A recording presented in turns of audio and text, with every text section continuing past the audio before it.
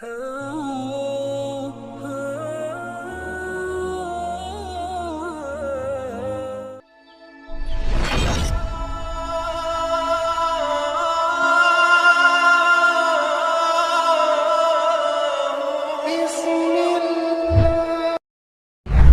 yang melalaikan seseorang sampai kemudian baru sadar di alam kubur? Di antaranya apa? Alhaakumut. Nah, terlalu tertambat hatinya dengan dunia, harta. Nggak dilarang memperbanyak harta, silahkan banyakin.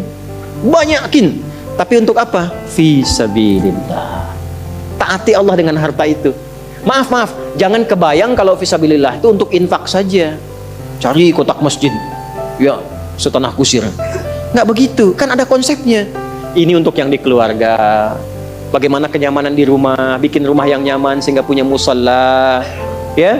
Anak-anak sekolahkan di tempat yang mengenal Allah, tingkatkan kualitasnya, pakai untuk umrah, pakai untuk haji, lihat saudara-saudara di samping. Setelah itu lebarkan, baru ada babnya lagi. Setelah orang tua, saudara, kerabat, ada anak yatim, baru dibuka untuk umum.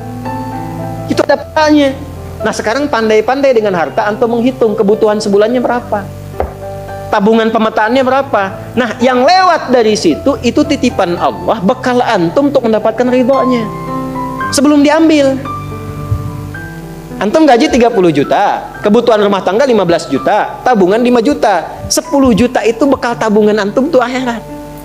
Maka babnya keluarkan di Quran. Apa bab ibadah lewat harta? Tunggangi itu. Jangan terlalu bergantung. Nanti begitu meninggal baru sadar, mau balik lagi nggak bisa. Antum sekarang punya kedudukan, suatu saat hilang kedudukan itu. Pelajari bab tentang fikih kedudukan, bagaimana menaati Allah lewat kedudukan, bikin kebijakan yang baik sebelum meninggal. Antum lagi belajar sekarang, taati Allah lewat ilmu, bagaimana cara belajar yang benar sebelum meninggal. Ada yang kerja ngumpulkan harta aja, ya.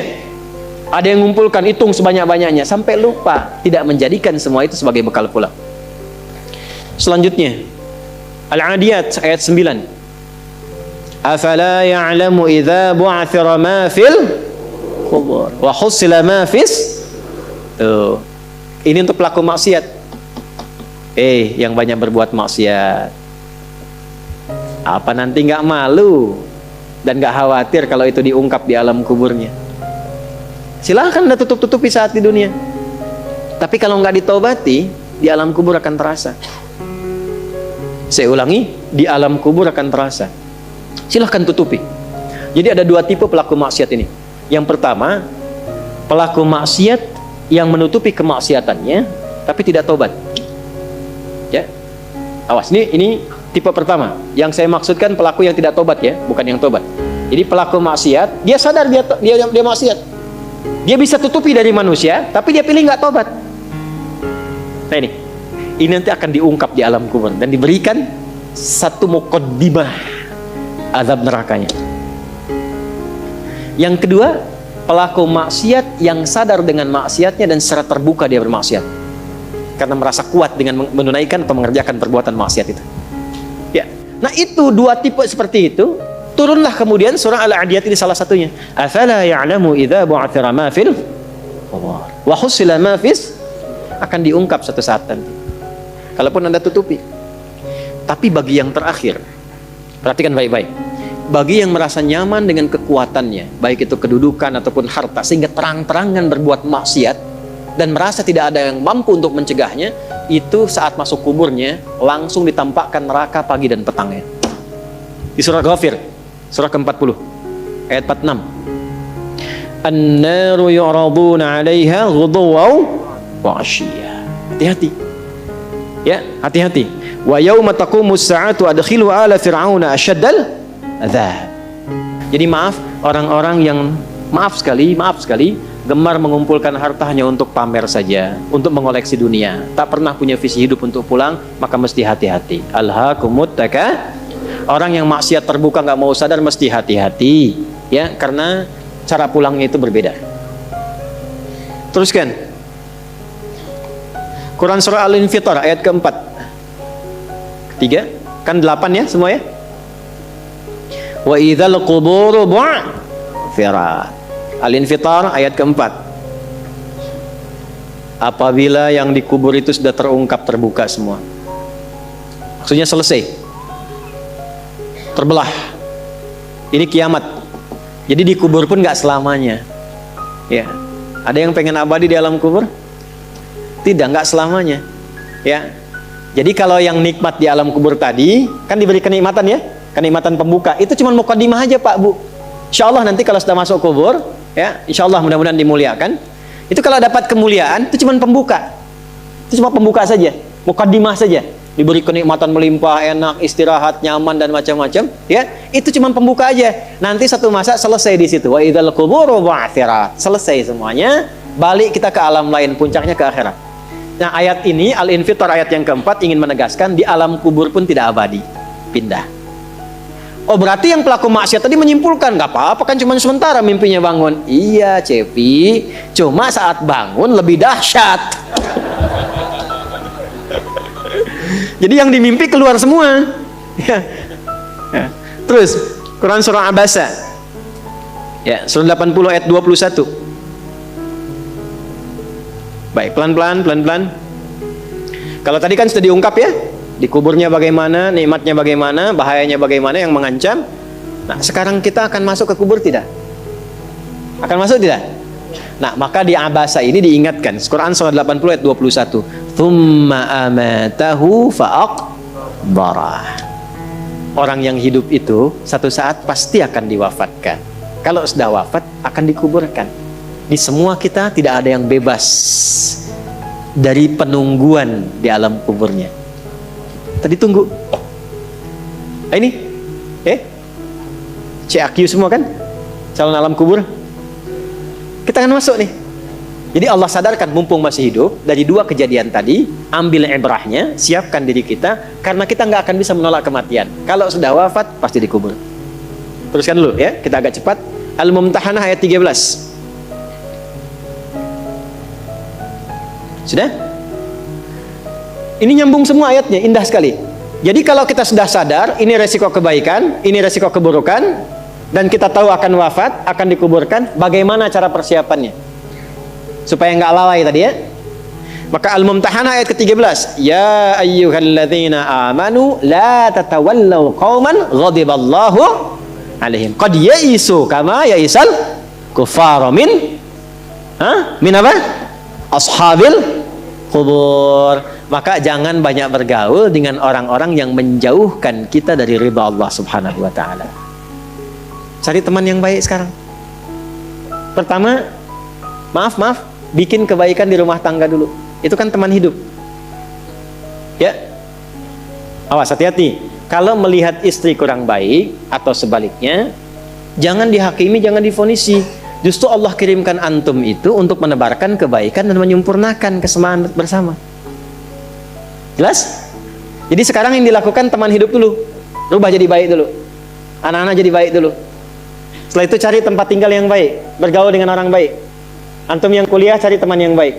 Antum yang kerja cari teman yang baik. Maaf. Kalau ada tawaran kedudukan ke hartanya berlipat tapi menjauhkan Anda dari Allah, ingat ini. Tsumma amatahu fa'aqbarah. Ingat saat ditawari itu Anda meninggal, dikubur. Dan ingat ancamannya. Ingat pasalnya tuh. Ya, ingat suratnya. Paham? Nah, karena itu masukkan ayatnya, jangan sekali-kali menjadikan keadaan di sekitaran kita justru memperkuat datangnya ancaman Allah dan nestapa saat kembali ke alam kuburnya.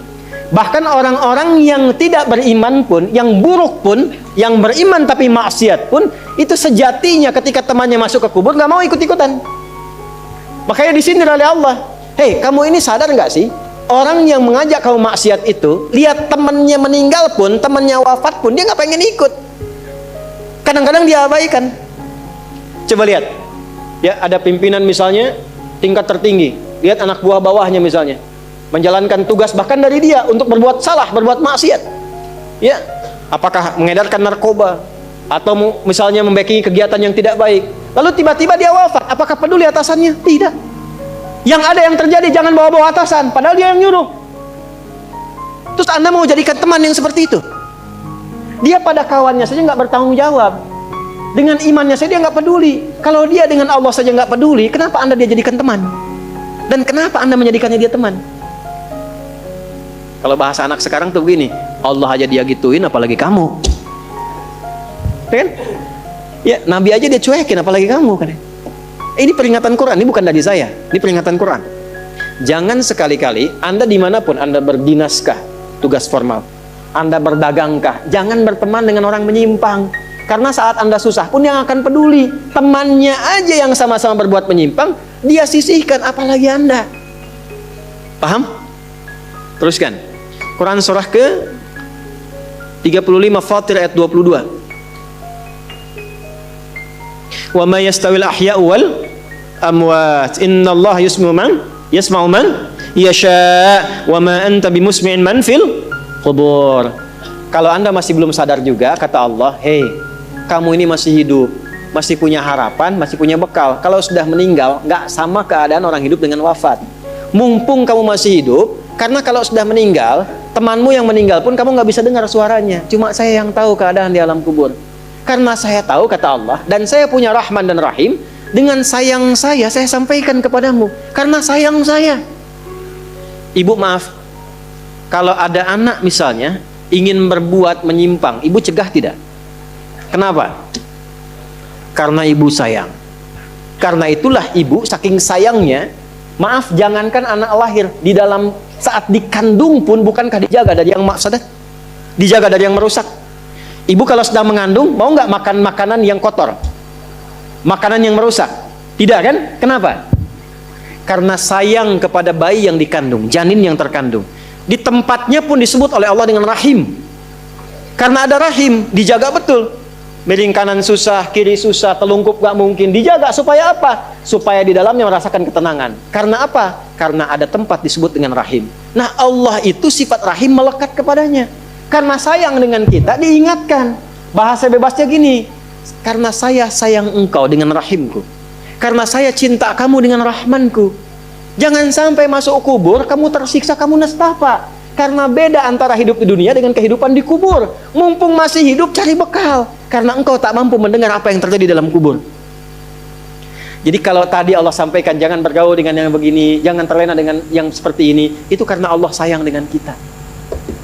Itu saja. Jelas ya? Ya, jadi kalau nggak sayang, nggak akan mungkin diingatkan. Teruskan. Al-Hajj ayat ke-7. Yang ketujuhnya Al-Hajj ayat ke-7. Wa anna as-sa'ata atiyatun la raiba fiha wa anna Allah yab'atsu man fil qubur. Tapi jangan khawatir, sekalipun engkau masuk ke alam kubur, kata Allah, karena sayang, aku pesankan berbekal dari sekarang. Di alam kubur aku penuhi nikmatku kepadamu. Tapi itu cuma sementara. Besok-besok selesai, aku bangkitkan semua kalian, aku tepati janjiku untuk memberikan surga kepadamu. Karena itulah orang yang baru mau meninggal dalam sakaratul mautnya, kalau benar dia mengikuti apa yang Allah pesankan dari ayat-ayat tadi, maka Allah berikan pendahuluan sebelum masuk kubur. Ditampakkan bahkan surganya di hadapannya, dimasukkan dalam golongan hambanya, ditenangkan saat wafatnya. Ya ayyatuhan nafsul mutmainnah, irji'i ila rabbika radiyatan fadkhuli fi wadkhuli. Nah, jannahnya ditampakkan. Terakhir At-Taubah ayat 84. Quran surah At-Taubah ayat 84. Kalau ada orang yang tidak peduli dengan peringatan ini 7 ayat nih, itu pesannya. Ini bukan ilmu taati ya, untuk mengingatkan saja. Kadang kita sulit ya, tapi kalau antum ngambil jurusan yang sama, itu insya Allah mendapatkan kenikmatannya. Contoh begini misalnya, kenapa ada ayat di Quran itu jumlah bilangannya sama, serupa dengan lawannya? Malaikat disebutkan 88 kali, setan disebutkan 88 kali. Nah, lawan tugas malaikat itu setan.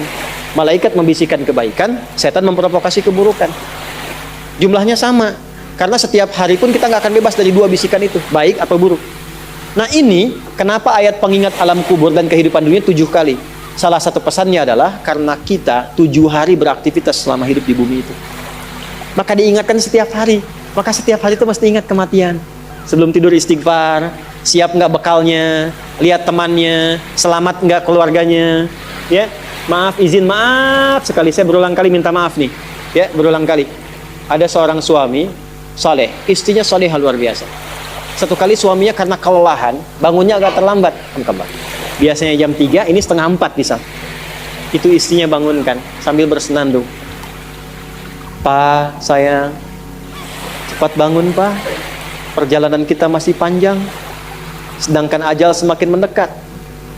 Sedangkan para musafir sudah punya banyak bekal di depan kita. Kita mesti nyusul mereka. Bangun, Pak." Itu Masya Allah kalau pakai bahasa Arab indah sekali. "Pak, ajal itu mendekat kepada kita. Sedangkan perjalanan masih panjang. Teman-teman kita sudah di depan, bekalnya banyak sekali." Maksudnya apa? Teman-teman kita sudah ada yang hafal Quran, sholatnya nggak putus, malamnya banyak tahajud, puasanya nggak putus, sunnahnya dikerjakan. Kita ini, ya Allah, mau bangun tidur aja susah ya Allah, mau tahajud aja susah. Sementara ajal datang semakin dekat. "Pak, bangun, Pak. Bangun, Pak. Takutnya kita meninggal malam ini. Kita nggak bisa menyusul teman-teman kita yang sudah di depan." Itu istri bangunkan suaminya. Ada lagi yang suami mau kerja, dibisikin istrinya, "Pak, jangan sampai cari yang haram ya. Papa nggak bawa apa-apapun ke rumah di hari ini. Kami keluarga akan sabar. Mama akan tenangkan pada keluarga supaya sabar. Tapi Pak, kami nggak akan kuat merasakan sedetik pun di neraka jika Papa bawa yang haram ke rumah." Masya Allah. Nah, ini disebutkan pengingat itu 7 kali. Di 7 ayat berbeda untuk mengingatkan setiap hari ingat wafat. Setiap hari ingat pulang. Setiap hari kita akan mengalami suasana di alam kubur. Jangan sampai meninggalkan dunia dalam keadaan yang terancam. Kalau masih nggak sadar juga dengan pengingat ini, muncul ayat ke-8. Muncul ayat ke-8. Di At-Taubah ayat 84. Tempatnya pun At-Taubah. Ngajak taubat dulu sebelum diingatkan. Tapi dasar karena nggak pengen taubat juga, maka munculnya ancaman. Kalau ada yang masih nggak peduli, bahkan ada orang Islam yang masih bertahan dengan keburukannya, menampakkan ke orang lain dengan sifat nifaknya, maka turun ayatnya. "Wala tusalli ala ahadim minhum mata abada, wala taqum ala qabri." Tuh. Allahu akbar. "Innahum kafaru billahi wa rasuli wa matu wa hum fasiqun." Kalau ada yang masih begitu, dan Anda lihat diingatkan susah, masih menampakkan kemaksiatan, Allah langsung memberikan ancamannya. Kalau dia bertahan demikian sampai dengan wafat, gak usah disolatkan. Jangan sampai berdiri di depan kuburnya katanya. Kurang apa lagi? Tiap hari diingatkan 7 kali, 7 hari beraktivitas, 7 kali diingatkan, diberikan kasih sayang, diarahkan pada yang benar, ditunggu sampai tobat, tapi masih mengancam, masih menampakkan kehebatannya sampai dia wafat. Maka peringatannya apa? Orang-orang yang sengaja menantang berbuat maksiat, menghalalkan dosa yang besar, itu dihukumi oleh Quran kafaru billah. Yang menghalalkan dosa besar itu dihukumi kufur. Tapi jangan sembarangan, ya, jangan sembarangan menghukumi. Karena ada yang punya otoritas di situ. Gak boleh Anda sembarangan, ini kufur, ini togut, ini gak boleh. Gak boleh. Ada yang punya otoritas. Dan ada yang paham fikihnya. Gak boleh sembarangan. Hati-hati kalau ada aliran mengajak Anda, ini togut, ini aja, bunuh aja, tembak aja, tinggalkan itu. Tinggalkan. Karena ada yang punya otoritas untuk menentukan klasifikasi mana yang benar, mana yang salah, mana yang ini, mana yang begitu. Jangan sampai terbawa pada aliran demikian. Jelas ya? Baik. Tapi kalau ada yang nekat berbuat maksiat sampai wafat, kata Allah, Nabi pun sampai dilarang. Jadi ini ayat turun tentang Abdullah bin Ubay bin Salul yang hidupnya mengaku muslim tapi banyak sekali menyakiti Nabi. Banyak berbuat maksiat, bahkan merencanakan pembunuhan kepada Nabi. Ditampakkan oleh Allah, begitu Nabi ingin menampakkan sisi kemanusiaan dengan menyolatkannya, turunlah ayat ini. Jangan disolatkan Muhammad. Jangan disolatkan. Biarnya sama teman-temannya. Jadi biasanya orang munafik ketemu munafik lagi. Ketemu munafik lagi. Hati-hati. Jangan sampai yang menyolatkan itu sesama munafik, sama perbuat maksiat. Orang Islam dilarang yang beriman yang baik, bahkan wala taqum ala qabri. Ke kuburnya pun jangan diantar. Jangan berdiri di depannya. Jangan sampai terancam demikian. Karena itu kalaupun ada yang nampak ciri-cirinya, kita doakan supaya kembali ke jalan yang benar. Kita tunjukkan kebaikan dengan lemah lembut, supaya dengan itu sadar dan menjadi bagian dari orang-orang beriman yang mendapatkan ridha Allah Subhanahu wa taala. Apalagi kalau itu bagian dari keluarga. Paham?